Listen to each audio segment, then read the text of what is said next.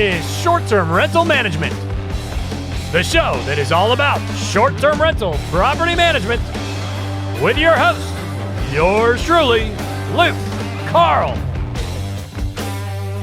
Welcome to Short-Term Rental Management. It is the 2024 Short-Term Rental Summer Special. We're going to be talking about all things necessary in the summer of 2024 to get rocking, to keep your occupancy high, to keep your rates high, to make sure your guests stay happy. That's number one all the time. And we have a star-studded cast today. We've got Avery Carl. We've got Chuck Kramer. We've got Tim Grillio. We've got Paige Hayes, who's an interior designer. So lots of rock stars coming to hang with us today so that we can get your property in tip-top shape for the summer, moving into the fall, and even the holiday season. On today's program on Short-Term Rental Management with long-haired Luke Carl, Cash Flow Carl, it is Short-Term Rental Management, the Summer Stunner. Hey guys, if you're enjoying the content of our podcast, but you have additional short-term rental questions, we host a weekly live question session that you guys can join for free. It's at 1 p.m. Eastern on Thursdays. And if you head over to strquestions.com, you can sign up. So not only am I the host of this show, but I also own and manage my own properties, and I'd be happy to answer any questions that you have about short-term rental investing. So please join us anytime for a free weekly live Q&A on Zoom. Sign up at strquestions.com. We did it. We are here. We made it. Summer Stunner, Short-Term Rental Management. We've got an all-star cast. It's going to be a fantastic time, good times, party time as we are rapidly approaching the summer. It's coming before you know it. The kids only have a couple more weeks of school, and that means that it is officially vacation season. We have to talk about what we need to do to thrive and do our best as far as bookings and revenue this summer, and most importantly, having fantastic vacations. That's what it's all about. It gets overlooked, the fact that we are giving these people a place to spend time with their family. Not giving, but providing. And it's a wonderful thing. That always has to be number one, okay? So the fantastic vacation, the memory making, always number one. But I'm gonna rip through and introduce our awesome cast today. We do have Avery, who is, let's face it, the top dog in the history of all vacation rentals. Avery, I don't know about that. Avery, she invented it. Vrbo called her when she was 3 years old and said, "How do I do this?" And now every time we go on vacation, I have to worry about Avery trying to figure out a way so that the family can move to that destination. So, no, you just got that off. I did. I stole it from earlier that I actually saw before you sent it to me, and I chose not to send it to you. I saw it on Instagram and sent it to her inbox. I don't want to move everywhere we go on vacation. I want to buy a short-term rental everywhere we go on vacation. Yes, it gives you the possibility to move there if necessary. Yeah. Okay, Texas cool. Hill Country. There you go. All right, so Avery's here. She's the boss, the shorttermshop.com. And then Tim is here. Tim's an agent in the Smoky Mountains and has a lot of real estate and also multiple repeat offender here on short-term rental management. And then Chuck is here. He's head of rules and regulations at the Short-Term Shop and does a lot of social content for us. And he's just an old friend, and we just love having him around. He's also been in the business and in the Smokies, once again, in the Smokies for many, many years. He's also in the Destin market. We both live in the same town, actually. And Paige is here. Paige has not been on Short-Term Rental Management before, but she has been on Avery's wonderful podcast, which I'll plug now, The Short-Term Show, and she is an interior designer, and we love having her around. So, pre-meeting, we were talking about, Chuck, I'm just going to jump into the change that just came out on Vrbo. There's two of them, actually. I'm going to have you start with that, even though it is not really related to summer functionality and things, but it is timely and topical. So if you don't mind covering the first change as far as the cancellation policy with Vrbo, and also now this new, I'll leave the second one to you because it is a very, very brand new thing. So bit of a gray area, but Chuck, if you don't mind. I don't mind at all. Let's start with cancellation policy. Vrbo started coming down on this. I'd say it was around August of last year when they followed Airbnb's lead about putting a financial penalty in place for what they refer to as unnecessary host cancellations of guest stays. And this has been a problem in the industry. Now, how big a problem? I don't have those numbers, and I'm not sure anyone really does. But it was big enough that these two big OTAs decided they needed to address it. And what that penalty is that you could be charged up to a certain amount of money, up to the full cost of the booking after some changes have been made, to relocate that guest somewhere else. Vrbo's is a little bit different in that it doesn't necessarily tie it to the cost of putting that guest somewhere else. It's just a financial penalty. And these are unnecessary things like double bookings, or you didn't plan properly for a renovation, anything that could have been avoided. 2 days ago, Vrbo came out with an additional piece of that, and that is if the host cancels a guest stay for an avoidable reason, then not only will they get the financial penalty, but that particular listing will be suspended for 7 to 10 days. Now, they were very clear. They said a listing level suspension. So if you've got 15 accounts, 15 different listings on your account, it's not going to affect the other 14, just that one. Yeah, I have no problem with this new policy. I think it's fine, not to cut you off there, but this is pretty par for the course. I mean, the only thing that is a little annoying is that there's just so many changes happening all the time. And then also, does their billing department even get notified that there was a change made? And, we got to worry about, that's the main thing with this shift here with Vrbo, which is no big deal, but just make sure that you know how it works so that if and when you need to call and handle it, that can be done. Now, what's this other new Vrbo thing? It's funny when you pay attention to this industry, you tend to follow the blogs and the posts from the companies, as well as the industry leaders, the VRMA and all that. Most people forget to follow the financials and what's being told to the analyst. Recently, it came out that Expedia, parent company of Vrbo, has explored and essentially approved the idea of offering paid placement. So this would be, when you do your simple Google search, the first 5, 6 results, or maybe the first 4 or 5 pages, depending what you're looking for, are all paid placements. People pay to show up in those results, and it'll be tagged like a sponsored result or something like that. Expedia has been doing this in their hotel section and their airline section for a while. They're going to expand that to Vrbo. No firm timetable yet. But this means that, for individual hosts like us in big markets, Smokies, Destin, Emerald Coast area, Orlando, that, we're going to be competing with paid placements from the large property management companies, the Vacasas, the Avant Stays, the iTrips and V-Trips of the world, who a couple grand a month, to get their places on the first page is worth it in the long run. Individual hosts that have a few properties, unless you have some of those super properties in the Orlando area, the 30-bedroom ones, you're probably not going to be able to afford to participate in that. And that just means that, we're going to need to work harder on making our listings attractive to get attention. Yeah, too early yet to tell if and when that's going to even affect us. I'll tell you right now, if I'm searching for something on Google, I go right to the first one that wasn't sponsored usually, so. Yeah, I guess I never really, when I first heard about this, I never thought about the fact that it's going to be the large companies that are chipping in on that. But we'll see where that goes. Not too worried about it, but definitely wanted to bring it up as we want to keep everybody up to date on all of the ins and outs of how to rent their home. Let's talk about some occupancy and pricing as the spring season comes to an end and we move into summertime. The first thing I want to mention, and Tim, I'll bring you in on this one here in a second. April and May have been weird this year. It's almost a flip-flop from what we've seen in most recent years. And a lot of that has to do with, of course, Easter came 3 weeks earlier than normal. It was in March, which is really weird.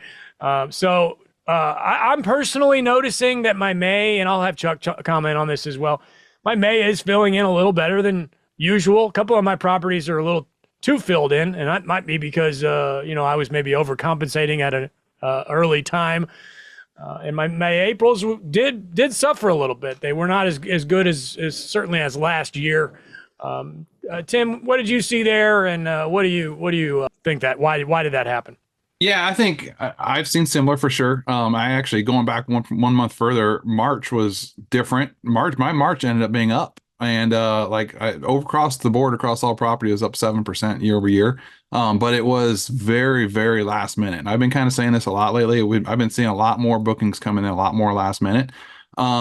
April was a little bumpy. Not gonna lie, it is down. I haven't ran the numbers yet. It's actually May 1st today, so I haven't done my month end yet, but it felt down, I'll put it that way. And then kind of the same, my May is down currently year over year, but it's May 1st right now. So, but they're rolling in like right now. I might have been a little bit on the opposite end of the spectrum as you.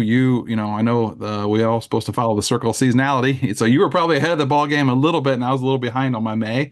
So I've got some gaps, but it's coming in slow, but it does feel different than last year for sure. Chuck, what are you noticing there? Yeah, I'm noticing the same things too. Last minute bookings, it was really slow for us.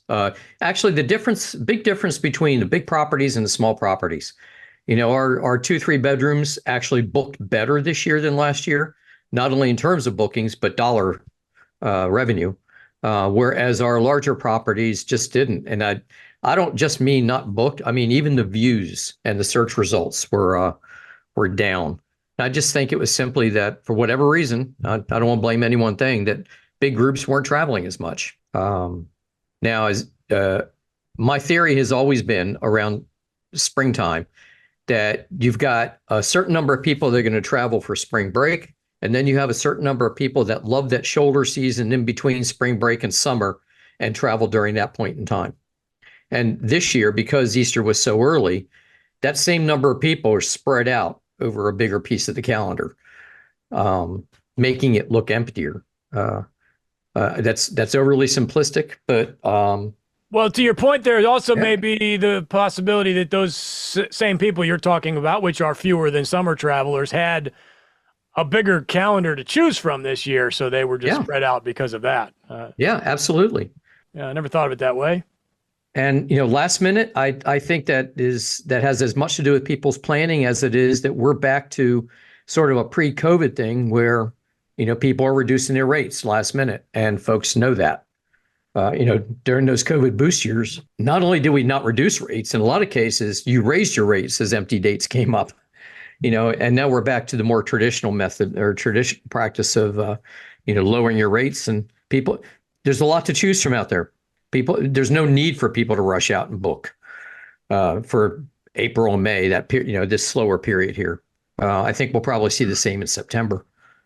I think too, in addition to that, the OTAs are doing a lot more marketing and stuff that they never did before. And that all came, I mean, we're coming out of a shotgun shot of COVID, and it's becoming a lot more normal to be able to do that. For people to book these things before, pre Airbnb and pre Vrbo being as hot as it is today, people had, their whole way that they were taught to do this was more ahead of time. And with the advent of technology coming along and people just getting more used to it, I think some new normal is the fact that people don't have to plan ahead as much, and they're not. And I've gotten a shocking amount of last minute bookings on my bigger properties, which, 2 years ago was like unheard of. It's like 2-week property, or a big property was like, 6 weeks out, at least 6 to 8, and now I'm literally getting stuff 2 days away, and kind of shockingly frequently. And it's just, I think people have kind of gotten used to, hey, we don't really need to book a place. We're taking a trip and we'll book the place, as it comes up.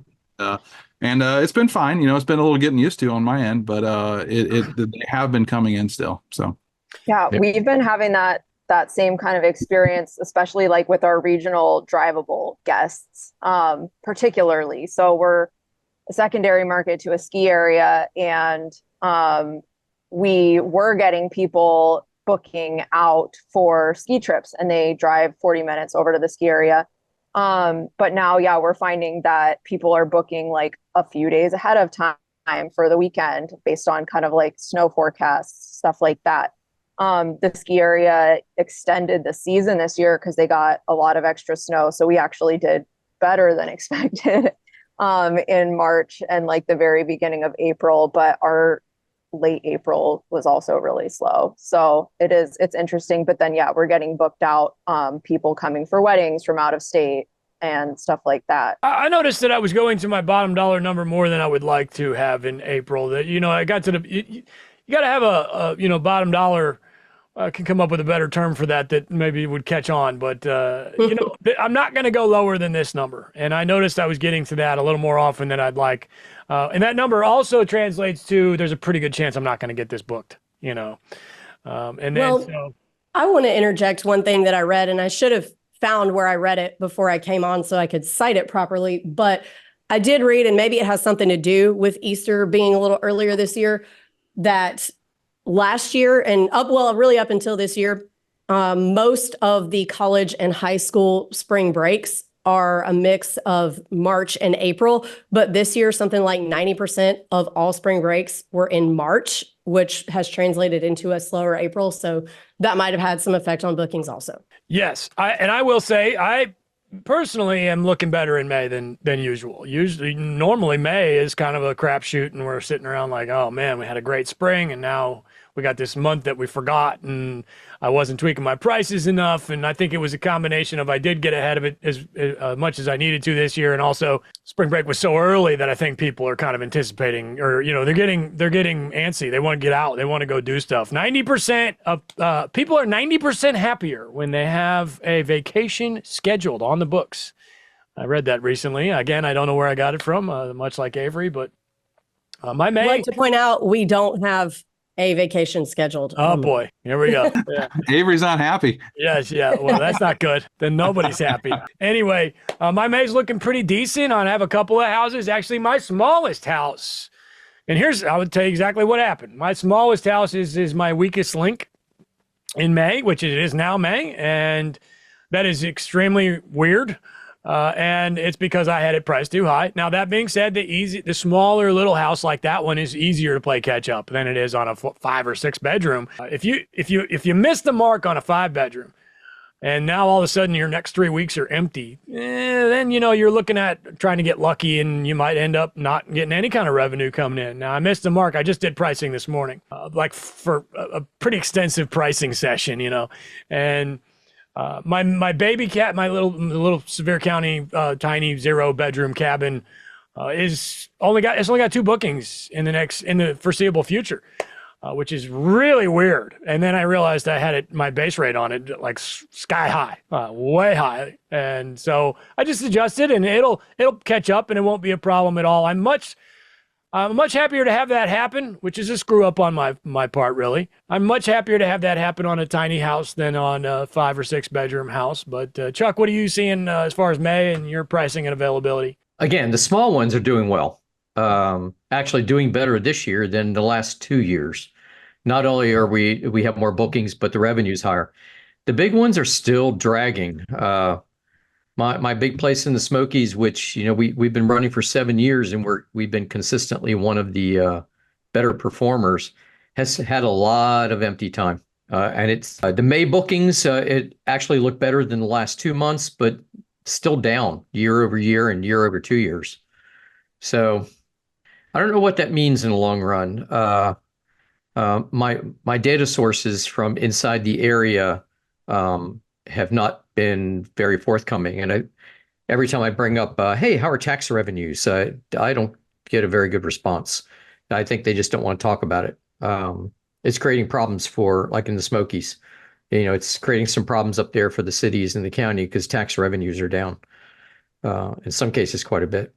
So that's what I see for May. Now, on the other hand, summer, starting in June, we're on a typical pattern, even with the big places. So it's the shoulder season here that has been discouraging, but they may still book.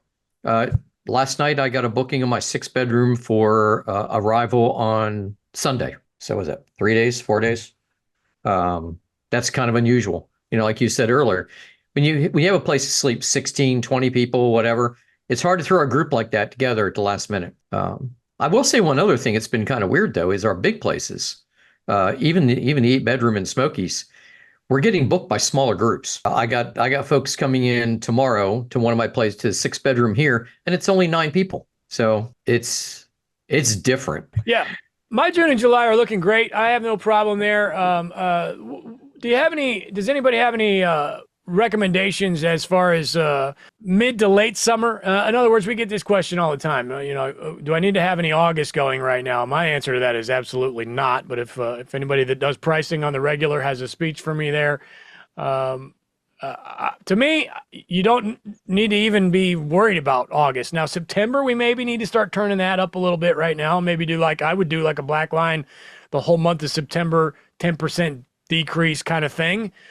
I don't know that we're quite ready for that. We might be a little early in the middle of May here when podcast is being released, but that's one week I would be conscious of, is May is always difficult. Now, unless Chuck tells me otherwise, is there some sort of weird Easter shift in the fall this year that nobody's going to see coming? No, the fall break still looks to be on track for those first 2 weeks of October.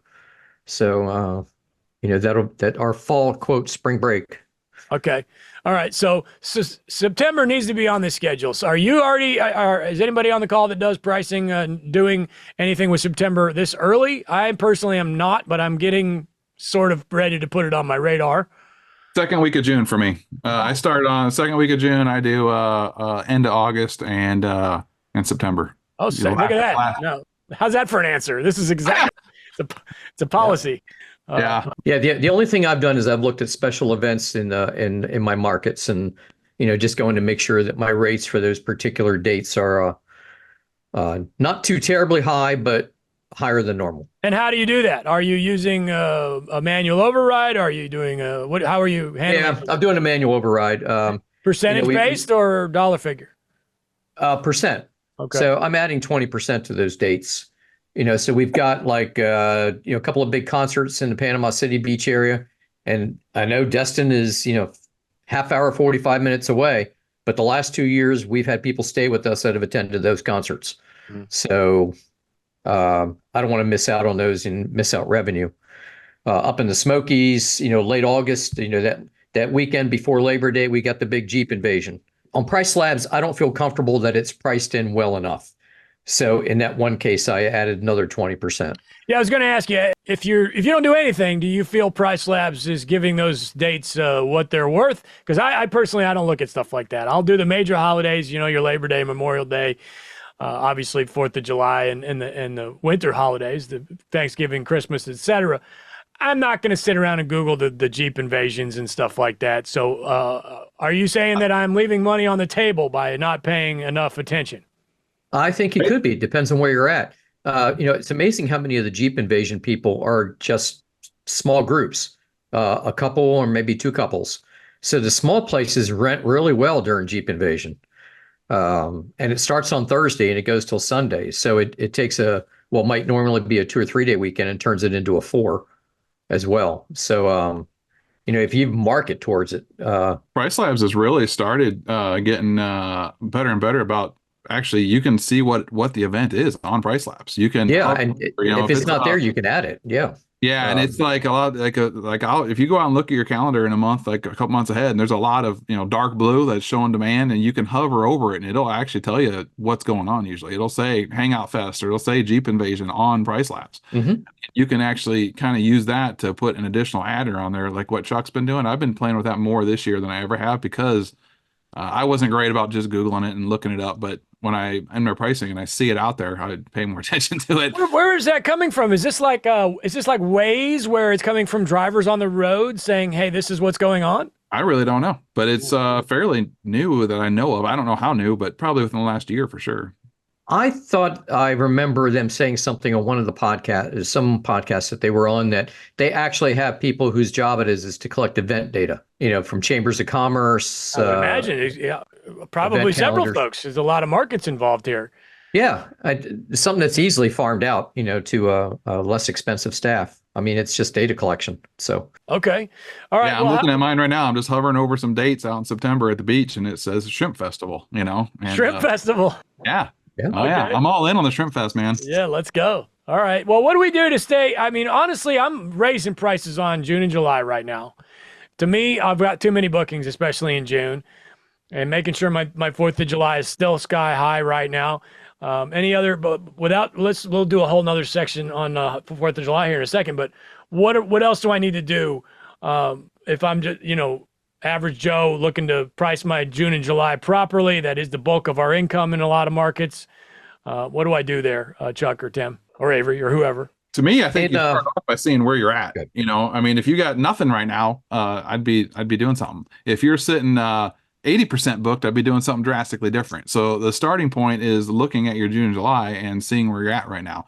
To me, and this is just for me, I'm, really anything below 40% on June, I'm not freaking out right now, because it's too soon. It'll come. So if I'm below 40%, then I'm going to be doing something about it. And that's just me for where we are right now today. So 2 weeks from now, it'll be different. And to clarify what he means by doing something about it, we're just going to take a look at those dates that are not yet booked. If it's under 30 to 40, 30%, something like that, maybe we take a look and figure out a way to basically lower the rates of what's left. And I'm going to maybe go a little lower on a weekday, a Tuesday, than I am on a weekend. I'm maybe not going to touch the weekends at all in June right now. Maybe give it another week or two, that kind of thing. But and to the same note on that, it varies by property size too for me, because you mentioned your baby cabins. I've got a couple of those too, and those are rarely booked more than 2 or 3 weeks out. So like if those are sitting empty right now, I'm not even freaking about it for June. But my bigger one's a little different story. We also got to consider that the one night holes on a little property are going to probably fill in.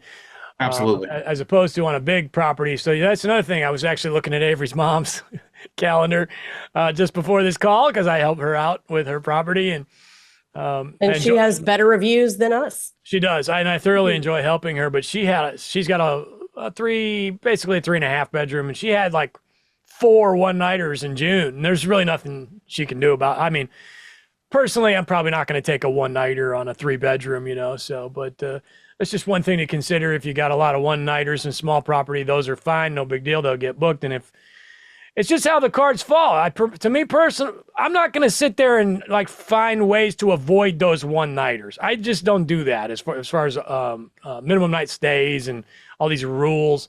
Have to check in on a Saturday or whatever. It's not my style. I let the cards fall where they may. And if I end up with 3 one-nighters on a 4-bedroom, so be it. Chuck, any comments on that? Yeah, you can play with the minimum night rules a bit, and we've talked about pricing for the summer, but let's not forget that if you're looking at your calendar now and it's kind of empty, check your minimum nights, and you may need to dial them back. Remember, our general advice to people was, several months ago, was to have a 5 or even a 7-night minimum for your summer peak months. Well, now it's time to start dialing that back, but don't drop your rates. So that's what we're checking too. Yeah, I'm changing maybe a 4th of July from a 6-night min to a 5-night min, that kind of thing. You can do that before you even bother dropping your rates, especially with.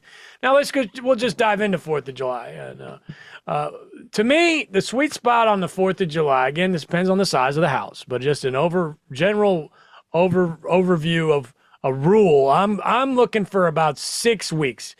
I think that 6 weeks on the 4th of July, in other words, if you can get it booked 6 weeks out, you priced it pretty perfectly. Now, you could get 4th of July booked 12 weeks in advance for the same price as the 6 weeks in advance, and it just kind of happened that way, all right? As long as you're getting that 6-week number, I don't care if it happens a little earlier. And then to me, and I've mentioned this before, it starts to fall off as far as like quality of guests and overall awesome vacation when they get to like booking 4th of July only a week out or 2 weeks out. Then you're dealing with somebody who may not have chosen your property had other properties been available, but you've kept your rates so high. That is a strategy that a lot of people do where they'll keep their rates so high that they're pushing for last minute, which you can make some big dough doing that, but then you're dealing with somebody who probably didn't even look at your house and is annoyed. So 6 weeks to me is where I'm looking to get my 4th of July booked. The most important thing to take away from the statement I just made is that we don't need to worry about 4th of July just yet. I don't think there's any reason to drop rates on the major holiday. I do still want to get 6 nights out of it if I can. Maybe not on a small property, but on a 4, 5, 6 bedroom, 6 nights right now would be ideal.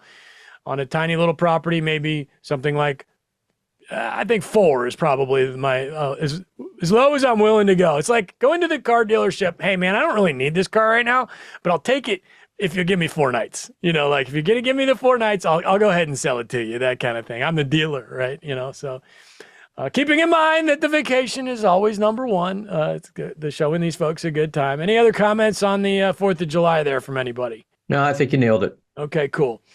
All right, well, let's talk further in advance here as far as preparing for, well, we already mentioned September a little bit. I think Tim says we're not ready yet, but I think I'm getting pretty close to paying a little attention to September.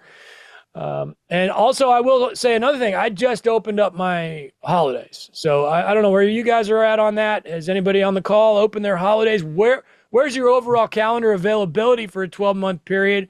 What I'm getting at. I just opened mine today until the end of last day of February. So I'm available through the holiday season and then the 2 crappy months that nobody cares about, January and February, as of today, which still gives me less than 12 months on my calendar. I mean, realistically, I should probably go another month or 2, but I'm just curious where everybody else is at on future availability. This episode of The Short Term Show is brought to you by The Short Term Shop. 30-year fixed mortgages, tax benefits, and long-distance management training made easy are just a few of the perks of owning a short-term rental. The Short-Term Shop can help you buy and learn how to manage your property from anywhere in the world. Just go to theshorttermshop.com and click Get Connected. Again, that's theshorttermshop.com, and we are brokered by EXP. See y'all over there. Open. 12 months. 12 months? Yep. 12 months. Open. Yeah, same here. Yep, us too. 12 months from today. 12 months from today. 365 days. Now, do you do that all the time? Yes. Yep. You do? Mhm. Okay. Yep. And I this is not perfect, and I'm still working on my system here, but I have major holidays set up as seasons with adders on them and stuff. And it doesn't work out perfect because things shift around a little bit, that we talk about. But like Christmas, I have as a season. I think I have it as a 10-day season. Not like you have to book 10 days, but I have like a 10-day window in there. And as it gets close to the holiday, I pay attention to it and I adjust or lift that off and get more manual. It just kind of protects those dates. So like the day, when, because every day it adds a day to my availability so that somebody can sneak in there if you're not careful. So I kind of put that on as a little bit of protection for myself. And like I said, as it gets closer, then all of a sudden it's like, oh, hey, I need to go look at Christmas, and it's out there. It's protected as a season. It's bumped up. And I'll tweak it as necessary. Yeah, we do that too. And, we're open 365 days ahead, but I'm working on my seasons and setups 2 years ahead because I don't want to get caught, at the wrong time either. We want to make sure we got the right dates blocked for arrival or departure. We don't want people coming in on Christmas Day or leaving, using that as an example. So I'm making sure all that's set right. Everything I do, Chuck does better. That's the moral of that story. No, 100%. Yeah. He's definitely way more tuned in than he's doing Jeep invasion and shit. And I'm just like, dude, I'm the guy with the podcast and you're making me look bad over here. But yeah, no, I actually do. I block off certain dates of the year, or certain periods of time. I have a 12-month overall on my Airbnb and my Vrbo, right? Overall availability. But like I said, until this morning, I was blocked the Monday before Thanksgiving and moving forward from there. Just because I wasn't really interested in having to deal with those holidays yet. Now, I used to do that. I'd go a lot closer. Like sometimes there's been years where I didn't even open Thanksgiving until like July. And now I'm definitely doing it further in advance just for the overall algorithm health. The algorithms want availability, and I just gave myself 4 months more availability, and it's really not any skin off my back, right? It's just an open calendar. Now, like Tim said, you do have to keep an eye. If you're going to be available for the major holidays right now, the winter holidays, those do need to be pretty high. There's no reason to book those this far in advance, but I think it's time to go ahead and have them available. 12-month availability is generally the general consensus as to where you want your calendar for algorithm health, etc.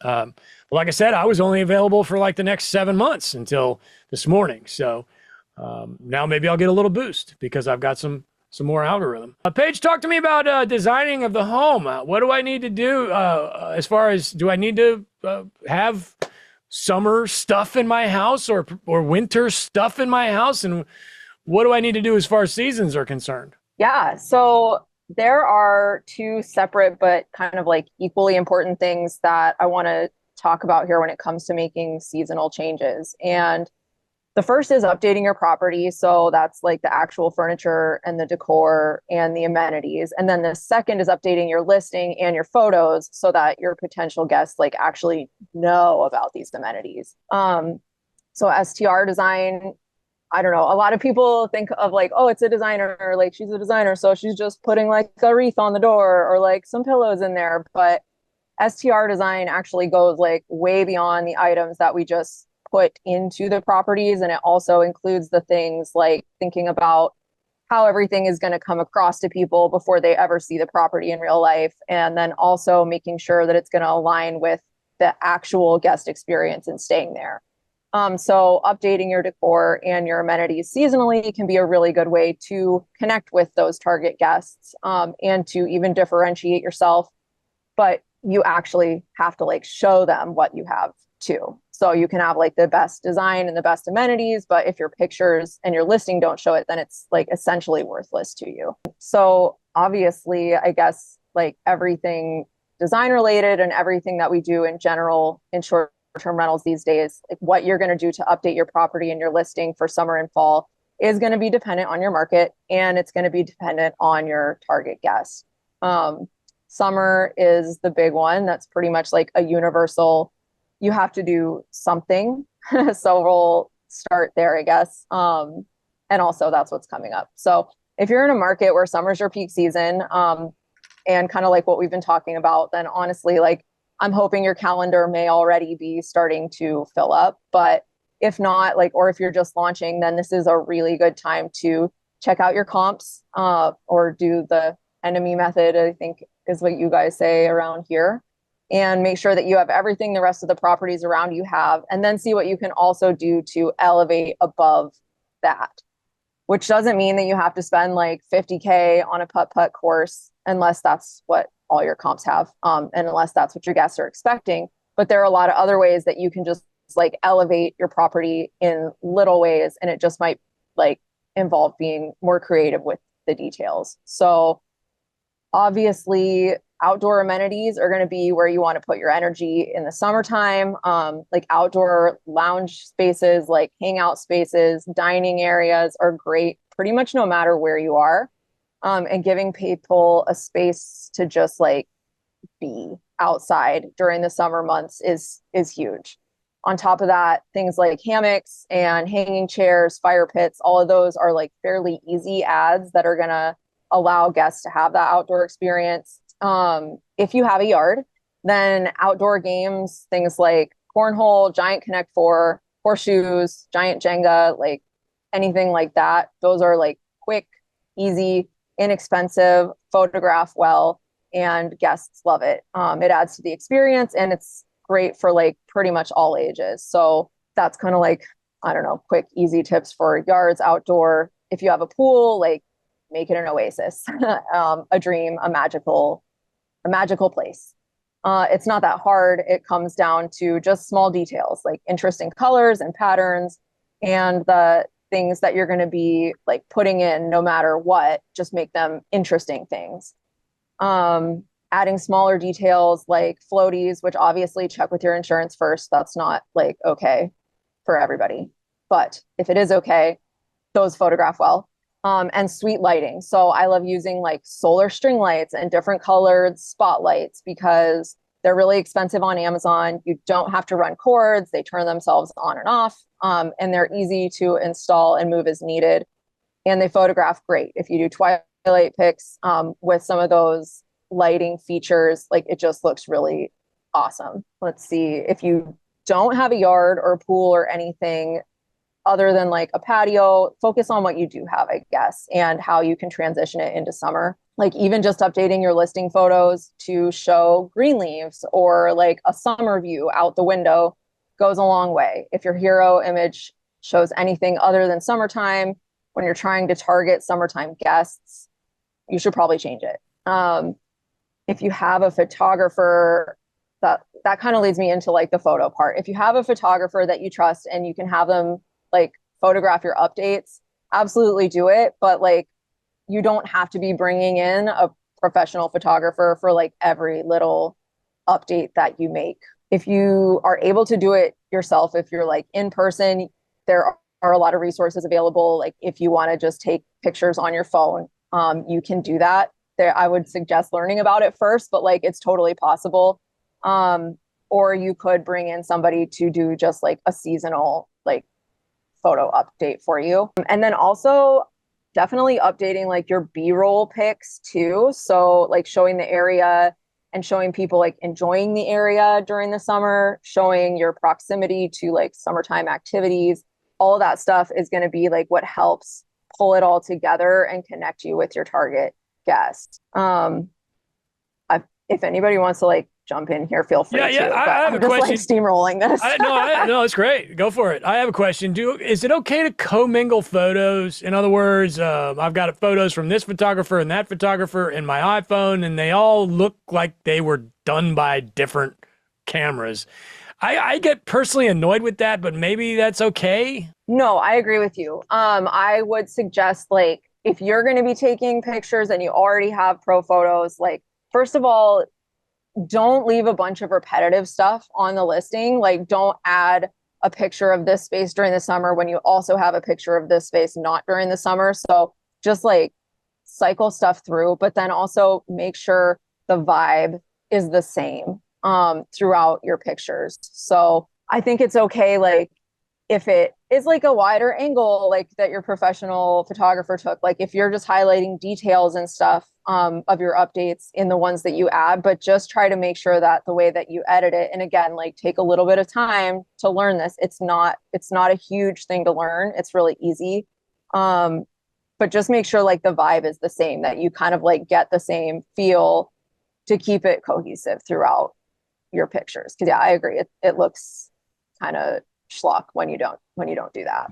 Tim, you're a photographer. Do you have any photograph advice? Also, do you have any strategies you use throughout the seasons? What was that word she just used? Yeah, what was that word again? Schlock. It just popped into my head. I can't talk until I hear that one more time. So schlock. I'm gonna Google that. Sloppy or something. But anyway, I agree with the general consensus there that the pictures should have a similar vibe. I am a fan of seasonal pictures. It doesn't have to go way overboard, but you know, fall pictures I like. I mean, the fall is a huge thing in the Smokies. It's not so much at the beach, so it depends on the property and the market and all that. But I love putting up some leaf pictures in the fall here and in the summer. You know, like she said, you know, you don't want those up during the summer necessarily. So I agree with all that. I do agree with the general vibe of the photos. You know, I don't like going through and like seeing all these beautiful pictures and all of a sudden there's like ones that just clearly don't match. So you know, that kind of thing. And that's just really kind of a general feel of different photographers and quite frankly, what presets they use on their editing. That goes a long way in the vibe of the picture. And if, you know, if you're taking some of your own, if you want to get savvy, you know, and buy Lightroom and stuff, you can kind of like try and emulate what they're doing to try and kind of match it up a little bit with some presets, but it takes a little bit of time to practice that. But so anyway, no, I mean, just really kind of mirroring what she said, just kind of, you know, having good photos. Another thing, and I think she said this too, is having, you know, well, she said B-roll, but also, you know, things like the yard Connect 4 type things. If you have stuff like that, you want to have badass pictures of it. And it's like, I mean, you know, people ask me like all this all the time, like, how do people actually use that? And my answer is, I don't really know. And I don't want to say I don't care, but the big thing is they need to imagine themselves using it. You want them to imagine themselves in your space using your amenities that they're paying for. Whether they uncover the pool table, I really don't care. You know, I want them to enjoy their vacation, but you know, when they're booking it, it's all about them picturing themselves in your space. So you want to make it inviting and stuff from that manner. And that goes all the way down to the staging. To me, having a good stager is as good as important as a photographer. You know, making sure the beds look right and the pillows look right, and that is not me. That is, I have my partner in crime helps with all that. So I think it's also important to remember that photographers make mistakes too, or they get busy, or just because what I've seen recently with people who are like, hey, what's wrong with my listing? I'm like, man, your pictures are really dark. And they're like, well, they're pro, but sometimes if a photographer is really busy and they get in there a little bit late in the day and it's a little too dark and there's not a lot of natural light and they've got all the light fixtures on it, it just looks, just because a photographer does it doesn't mean that they necessarily did their best. And it's okay if it looks kind of weird or maybe not what you want, to ask them to redo it. And I don't want all the photographers to come at me right now. But, sometimes like a moody lighting isn't probably going to get you a lot of clicks. It's kind of artsy for a photographer to do, but you kind of want the light, bright thing. So make sure you're getting that, even if it's a pro. Yeah. And along those lines, ask yourself what kind of brain you have, because I was talking to this guy the other day and he had a decent property. It was actually a really cool property, but he was struggling a little bit. He said, look, can you take a look at it? Which we're happy to do that. We do have a Facebook group for that as well. Short-term rental listing advice, strlistingadvice.com. And anyway, so I took a look at his listing and his pictures were horrible. And we had this long conversation about, because I think he was actually even considering maybe selling this home. He'd had it for a number of years. And I said, well, let's talk about why you're bringing that up. Do you not like the dealing with the guests? Do you not like the keeping the track of the finances, the pricing? What is it? What? Or have you just moved on? You want to get rid of it? He said, actually, I really love managing. I love the management side of things. I'm really good at the integrations and the softwares, and I'm really good at the nuts and bolts and the numbers. And so I took a look at his listing and I was like, okay, boom, there it is. He's got that number engineer brain and he has no creative brain. His photos were just horrible and they were professionally done. He made the effort, but I think that he just hired the pro and forgot about it and just didn't cross his mind that these could possibly be bad because they were professionally done. Now they looked like they were probably bottom of the barrel professionally done, but just everything wrong. Like a lot of ceiling in the photos, like the angle of the photo was like 45% ceiling, and they had living room was dark everything, the dark floor, dark furniture, dark drapes, dark window coverings, everything. There's a big difference too, though, between short-term rental photography and like real estate photography. And there's a difference between short-term rental photography and interior photography or architectural photography. Like it's its own, I don't know, like it's like in every aspect, it's just like its own special little category, I feel like. And that's why it can be hard, like you guys said, like to find that person who understands it and is going to like highlight the amenities and not make it look like real estate pictures where it's like you're trying to make it look appealing to everybody in the world, because we can't make it appealing to everybody in the world. We want it to be appealing to like the people we want to be staying with us. And if you have that engine, because there's two types of brains that come to this space. They're really creative type people that like that whole, like, let's make this place hip and cool. And then you've got the engineer type people that want to spreadsheet the crap out of everything. Neither one of them are wrong, but they are different brains. So if you've got that engineer brain, you probably want to run your pictures and all the, the furniture, etc., past somebody that could be your wife, whoever, husband, anybody that that has a bit of a creative brain. Say, hey, can you take a look at these pictures? Let us know. And this one blew my mind because I know this guy, he's had this thing for a few years now, and he had to have shown it to it. Maybe he didn't have anybody that had enough guts to tell him his pictures stunk, but it seemed very obvious to me. By the way, schlock, it's a Yiddish word, which I kind of figured, and it means cheap or inferior goods or materials. In other words, trash, according to the dictionary. Also was a film, by the way, Avery, seems like this might be up your alley, from 1973 about a prehistoric ape in California called the Banana Killer, a movie called Schlock, 1973. Okay, cool. Now, right. Out there with Sharktopus. I was going to talk about fall too. Yes. So moving on to fall, I think like fall, not everybody has to focus on fall, really. Like that's supermarket dependent. I think honestly, like if you're a remote host, if your property is in Texas or Florida, like somewhere like that, you probably want to focus more on again, like you guys were talking about earlier, like fall pricing strategies and like moving into off season, then you would be focusing on fall design updates. But if you happen to be somewhere that fall is a huge opportunity to host additional guests, then that's when you would really want to think about how to target them through your design and like how to make it come across in the listing and when to make those changes too. So like if you're somewhere where the leaves are amazing, you really want to start targeting those guests to get them to book ahead of time, because a lot of times people will plan that one out. Updating your listing photos to show your property in the fall, and like views from the property itself or views out the window, views from the deck, like fire pit in the fall. Or if you don't have those things, then again, like you can go with the B-roll, but like set the stage for the people who are going to be looking to book. Like once your summer calendar fills up, start to make that transition over. And then personally, so we have a property in an area that's big for hunting. And so one of our biggest seasons is late fall, and that's something that we try to plan for in advance.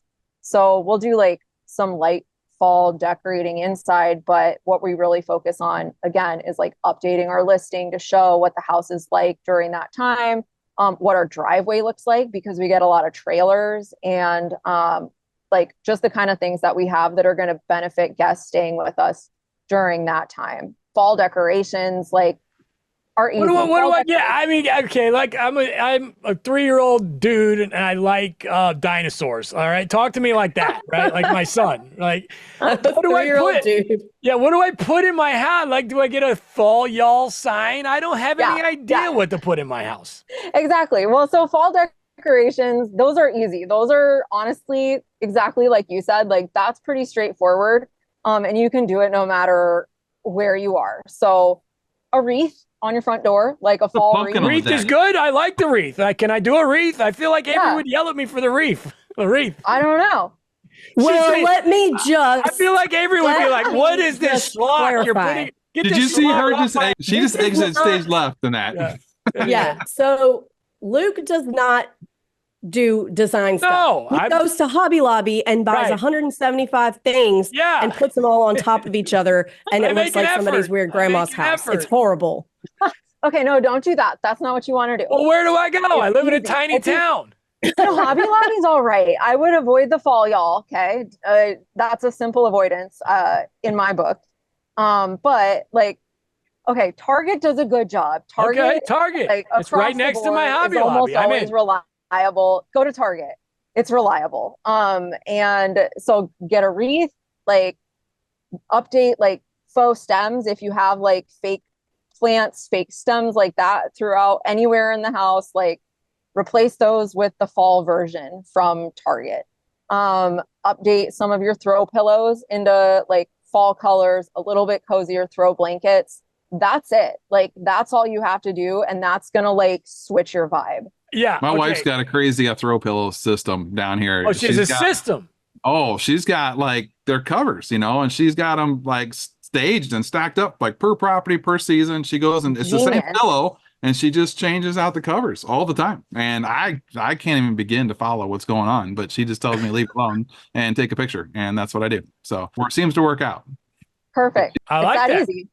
Yeah, I like the idea of using covers because it takes up a lot less storage space. Paige, Paige, do you like the fake plants? We see those a lot. And if you're going to purchase a home in a vacation town, a lot of these homes are coming with these grandma plants that are covered in 20 years of dust. Do we like these things? Or, I mean, do we get new ones or just? I don't think we like the grandma ones. Yeah, not the dusty grandma ones. But yeah, it does help. It helps like bringing nature in. Obviously, I mean, I'm a plant killer no matter where I am, even in my own house. So I can't have live plants anywhere, but especially STR, obviously, like keeping them alive, maintaining them is an absolute challenge. So we don't rely on that, but it does. There are really nice looking fake ones, and updating those like seasonally is a really easy way to like get that seasonal vibe. And it also just, like I said, like kind of brings the outdoors in. It's a nice way. You don't want to go overboard. You don't want to have them like hanging from the ceiling everywhere, but like tall stems in a vase, like on the dining table, little ones, tiny ones. Again, Target, great. Amazon's great, but you can stick it on the bathroom counter, just like here and there. It adds a lot to. Because I do want to get better at this, but you're saying Target, and I'm like, I don't even know where to go in a Target, because if I go to Target, I'm going to the toothbrush section. They're not going to have fake plants in the toothbrush section. No, they don't. No. I don't even know in the home section. Take a little detour. Where's that? By the towels? I don't have any idea. Yeah. Okay. See, this is where I got to get somebody else involved, like the engineer. Go online and type it in on Target, or Wayfair has a bunch. They're like really inexpensive ads that do definitely make a difference. But yeah, I mean, need to just ask Avery. Too. The problem is my designer is the busiest person on the planet and doesn't have No, time. I'm not. I am not a designer, but I just don't want you to do it. Right. No, I don't want to do it. I want the dinosaurs. I'm good with it. And the thing is too, though, like the fall decor updates they're fun and they're nice to look at, but they're not critical. Like when it comes to Christmas, especially like in the Smokies, in Colorado, wherever you are, that is like people are coming for the holidays. Like they want that holiday stuff. Like they want a Christmas tree. They might not book your property if it doesn't have a Christmas tree. Fall isn't like that. Like it's just for fun. What about a poinsettia? Should I consider some fake poinsettia? I like the poinsettia. Yeah. Every single plant. Is it too grandma? 100%. Well, I mean, you got to put it in obviously closer to Christmas time. What if I get a fake one? Can I get a fake one at Christmas time? Yeah. Okay, I'm in. I like that idea. I'm gonna write it down. Put it on my truck. Don't get Luke going on Christmas. I have been in a Christmas store with Luke. Oh yeah. So many of his design choices and like decor choices start with, "Oh, my grandma had this. I want it." No. Listen. I love Christmas. That has nothing to do with. Don't worry about my grandma. But I took. It's not the 70s. I took Tim to the Christmas. There's only one left there in Pigeon Forge, and he looked at me like, "What in the world?" And he lives there. Everywhere we go. Christmas and I go, store. dude, but it was like Disney. He had no idea that this was a thing. I'm like, dude, they're in every town in America. It was March, and we're walking around a Christmas store. Yeah, that's my There's thing. a Christmas hotel in Pigeon Forge. Yeah. Oh yeah. That's my thing. This is the thing. There are people. I'm not the only one. There are other thriving people like businesses. Me. Yeah, I bought the kids some fake snow, and we had a great time. And of course, an ornament. But and I got so many ornaments. I got 12 trees.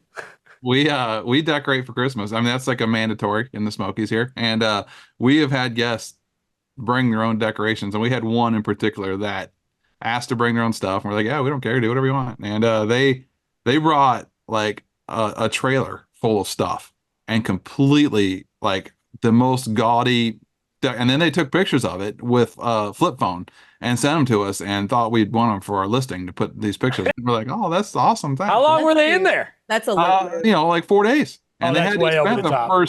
the first 2 days decorating. I mean, it was substantial. I mean, like every inch of the house was covered with Christmas. It was not insignificant. Well, good for them. I'm not taking it that far. I'm not going on a 4-day trip.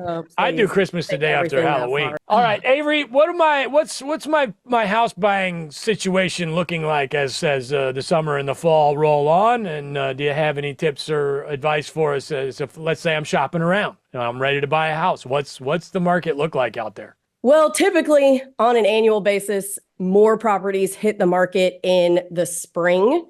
And we're seeing, because this is a weird year where we're in what I consider to be the very, very, very bottom of the real estate market. There's not a lot of inventory coming on. I've talked about this a number of times, so I'm sorry if you guys feel like I am talking about it again, broken record. But interest rates suck right now. We all know this. And because of that, there's not a lot of buyers, but also because of that, a lot of people don't want to sell their houses because they don't want to take a hit on the value of it, because people need to offer lower to get the payment where they need it to be to accommodate these higher interest rates. So not as many houses are being listed. So here's my thing. Nobody knows when in Hell's Half Acre these interest rates are going to go down. They will at some point. And how do I know they will? Because the housing market has completely stopped, not just for investment properties, but primary homes. People cannot afford to buy houses. They can't even afford to downsize. So at some point, they are going to go down. Now, is that going to be next month or 10 years from now? That we don't know. Nobody can know that. But my opinion and what Luke and I are doing right now, we are shopping for short-term rentals, is get what you can, find something that's a good deal that makes sense at the price and the interest rate and the monthly payment you're able to get it for now, and go ahead and own the asset. And then when the interest rates go down, which again, I'm not telling you to go buy something that doesn't make sense and hope the interest rates go down. Buy something that does make sense. And when they eventually do go down, then you're not competing with 1,000 other people like we were in 2021 when the interest rates were low. As soon as those things go down, everybody's rushing the market again. So you're going to already own your place, and you could just go in and refinance instead of running around competing with everybody, having to pay a higher price probably because of all this competition. So my advice is shop now while there's not a lot of competition. Again, there's not a lot of inventory. You do have to be patient and persistent. I don't want to hear people calling me saying, oh, that market doesn't work. It only doesn't work because you didn't look long enough, because you quit. The way to win is just to keep going. So there's not going to be a lot of like great deals laying around. You're going to have to be patient and persistent and kind of dig, maybe look in multiple markets, but eventually you will be able to find something that makes sense. But my advice is to buy now while there's not a lot of competition, if you can find something that makes sense. I mean, I've never had an easy time finding a deal. I mean, people act like at some point there was this period of time where all you had to do was log on to Zillow and find a freaking house that would make money. It's never been like that. Chuck, have you ever had an easy time finding a house to buy that was going to make money? No.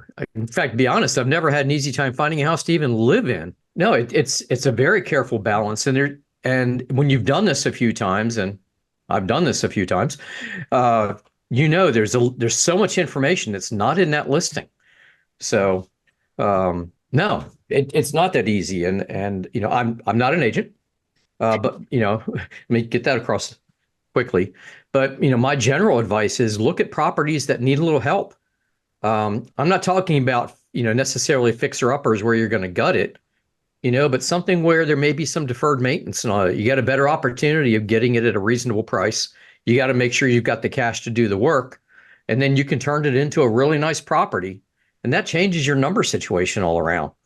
So yeah, there might be an element there where in the past 10 years, let's say, this whole vacation rental thing became normal.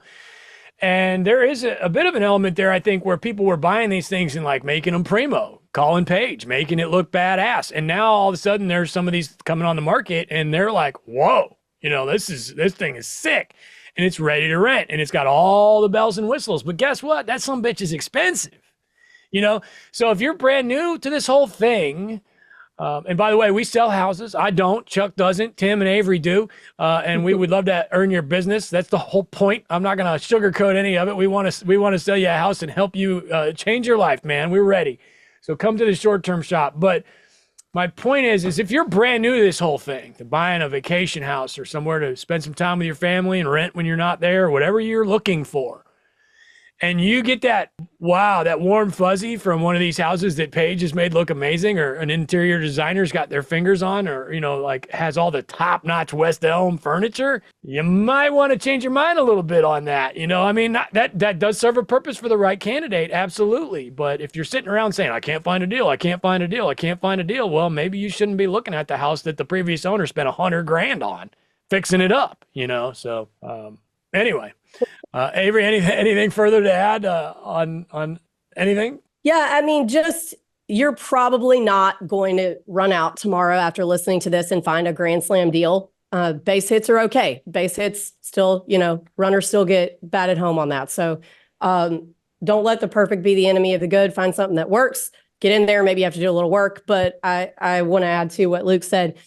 Buying the house that somebody just did a ton of work on is probably not the place that you're going to be able to find that discount or that value add. So keep that in mind when you're looking. A lot of people are like, oh yeah, I love that one. Let's offer 300 under asking. And you might get it. You might find the right seller, but I'd focus more on properties that need a little work, properties that have a high amount of days on market, and properties that have bad listing photos. Yeah, let's also not forget that primo property that's been like totally gone through and looks gorgeous. They probably really know how to operate that thing also.